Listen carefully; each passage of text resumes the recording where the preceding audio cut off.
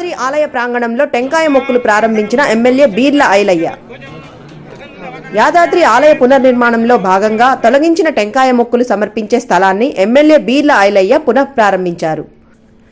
ఆలయ నిర్మాణం తర్వాత కొండపైకి వచ్చే భక్తులకు టెంకాయ కొట్టే స్థలం అందుబాటులో లేకపోవడంతో ఎంతో ఇబ్బంది పడ్డారు.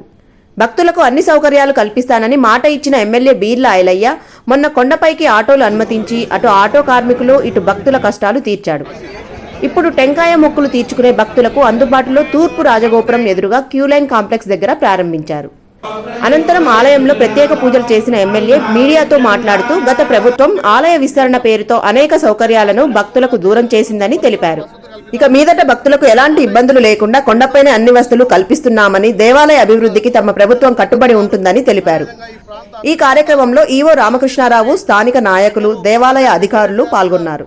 అన్ని విధాల అభివృద్ధి చేద్దాం, అక్కడికి వచ్చే రాష్ట్ర నలుమూలల దేశంలో వచ్చే భక్తులకు వసతులు కల్పిద్దామని చెప్పి నిన్న మాట ఇచ్చి ఎండోమెంట్ మినిస్టరు అక్క కొండ సురేఖక్క గారు, అదేవిధంగా ఈ ప్రాంత అభివృద్ధి దాత ఆర్ఎన్బి మంత్రి పెద్దలు కోమటిరెడ్డి వెంకరెడ్డి గారిని కూడా మీరు ఎంబడే యాదాద్రి భద్రాద్రి పోవాలి, సందర్శించాలి, అక్కడ పరిస్థితులను తెలుసుకోవాలి, అక్కడ వచ్చే భక్తులకు అన్ని విధాల సౌకర్యాలు కల్పించాలి.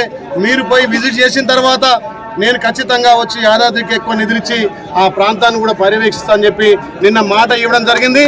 గత 100 సంవత్సరాల నుంచి వస్తున్నటువంటి యాదగిరిగుట్ట పేరును వీళ్ళు యాదాద్రిగా, అక్కడ భద్రాచలాన్ని భద్రాద్రిగా మార్చారు. అది సాంప్రదాయానికి విరుద్ధం. తెలంగాణ పదాలు ఉంటే తెలంగాణ ఆత్మ గౌరవం ముఖ్యం. 60 సంవత్సరాలు కొట్లాడి తెచ్చుకున్న తెలంగాణలో ఆంధ్ర పేర్లు ఉండొద్దని చెప్పి గౌరవ ముఖ్యమంత్రి అంటే నిజంగా నా జన్మ ధన్యమైంది. మళ్ళీ పాత పేరు యాదగిరిగుట్ట, అది త్వరలో నామకరణ ముఖ్యమంత్రి గారు చేయబోతున్నారు.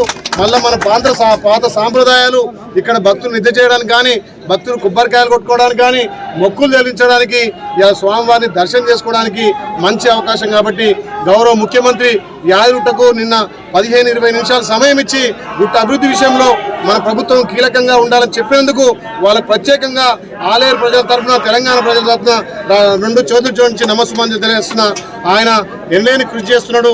ఇలా రాష్ట్రంలో నిన్న కూడా ఉద్యోగ సమస్యల మీద 11,000 ఉద్యోగాలు డిఎస్ చేయడం అంటే చాలా గొప్ప విషయం. కాబట్టి దాంతో పాటు మిగతా ఉద్యోగాలు కూడా నింపడానికి కాంగ్రెస్ పార్టీ సుముఖంగా ఉంది. ముఖ్యంగా యాదాద్రి విషయంలో కాంగ్రెస్ పార్టీ చిత్తశుద్ధి ఉంది. కాబట్టి వచ్చే భక్తులకు, ఇక్కడ ఉన్నటువంటి ఉద్యోగస్తులకు అన్ని విధాల సౌకర్యాలు కల్పిస్తామని చెప్పి మళ్ళొకసారి గౌరవ ముఖ్యమంత్రి గారు, ఎండోమెంట్ మినిస్టరు కొండ సురేఖ గారు, గౌరవ ఆర్ఎన్బి మంత్రి కోమటిరెడ్డి వెంకరెడ్డి చెప్పడం చాలా సంతోషం. కాబట్టి ఒక 15 నెలల రోజులనే ఒక రివ్యూ మీటింగ్తో పాటు ముఖ్యమంత్రి గారు కూడా ఇక్కడ వచ్చి పెద్ద ఎత్తున ఈ గుట్టను అభివృద్ధి చేయడానికి ఆయన ముందున్నందుకు ప్రత్యేకంగా ధన్యవాదాలు.